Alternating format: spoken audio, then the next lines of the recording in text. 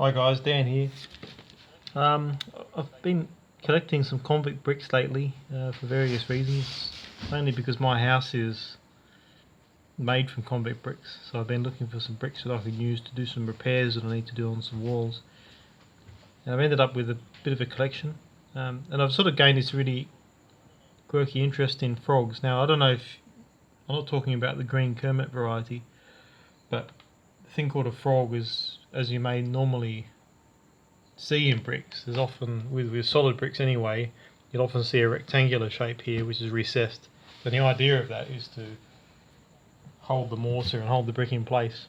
A lot of these convict bricks, they use that part of the brick, the frog, to signify who made the brick, what gang made the brick. In this case, there's this heart here, and this is a convict brick, probably from, you know, the early 1800s, in the 1830s or 1820s. This one's from Morpeth, in a house in Morpeth, and the chimney that got demolished, or a chimney that fell over, more correctly.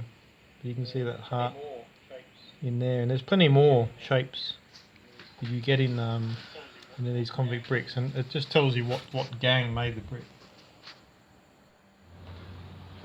Yeah, so these are just some of the bricks I picked up here. It's a whole trailer load. There's a lot more than I was expecting, and off some of them have got still got some of the old mortar, some dirt stuck to them.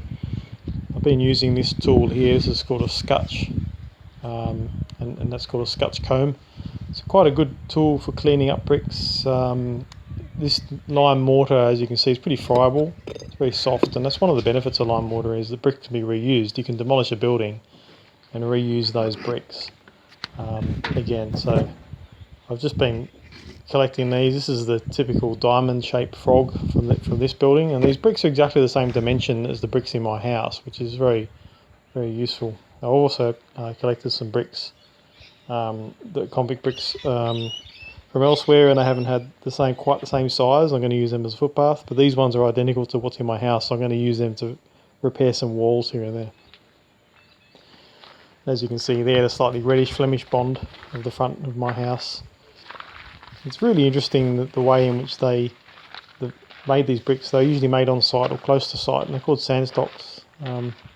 They used to bake them on site, so they'd set up a kiln which would be of the bricks themselves, and then they would fire them. And depending on how close the brick was to the heat or how far away it was how well fired the bricks were.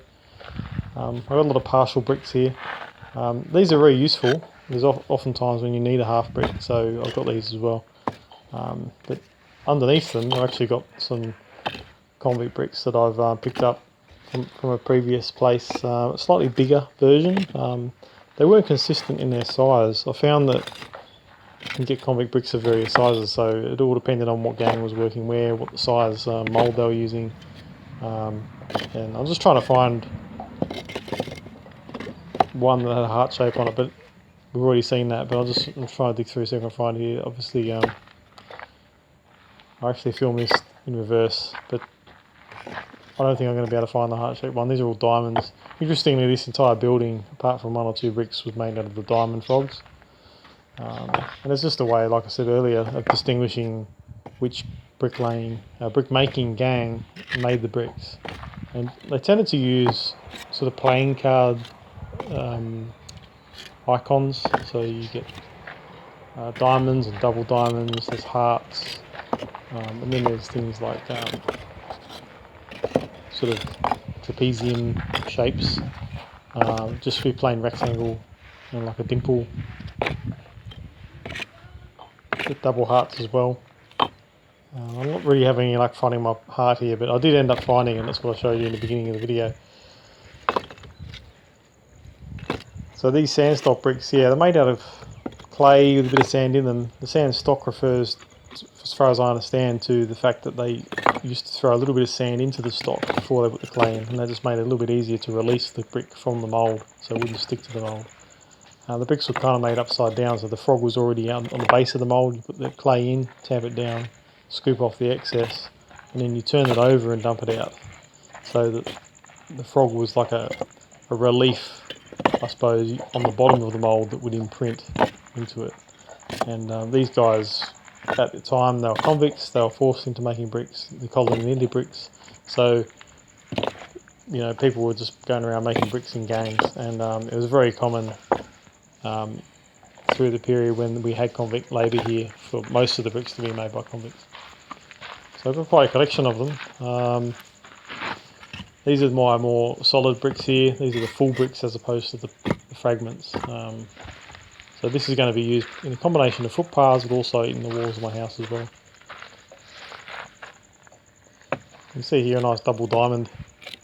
There's also like a clamshell shape, which is that one on the left.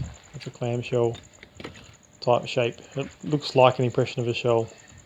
Not so many of these I found. These are a bit of a rarer shape.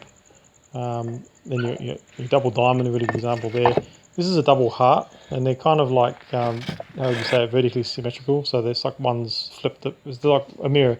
They're flipped over along the horizontal axis of the brick. So two smaller hearts, a different shaped heart to what I showed earlier in the video.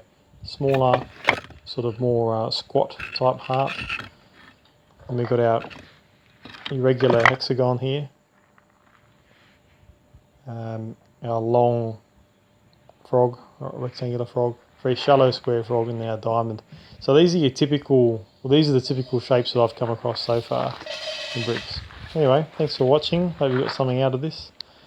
And I'll leave you guys to it. Thanks for watching. Thanks for taking some interest, and subscribe. Don't forget to hit that subscribe button. Catch you guys later.